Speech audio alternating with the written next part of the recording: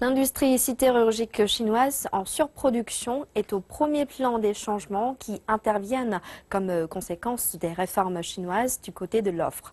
Les réformes sont parmi les plus importantes sur lesquelles la Chine va se concentrer en 2016 et les experts disent que le secteur sidérurgique fait face à ce moment le plus difficile.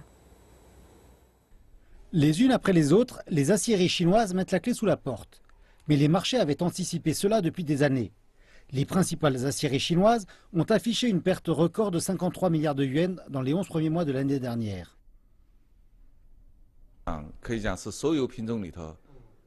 L'acier a été de toutes les matières premières la plus durement touchée. Il a chuté depuis le début de l'année jusqu'à maintenant. L'industrie sidérurgique est entrée dans une phase très difficile. Les experts de l'industrie disent que la capacité de production du secteur sidérurgique a été de 1,2 milliard de tonnes en 2014, mais elle avait été de 600 millions de tonnes en 2008.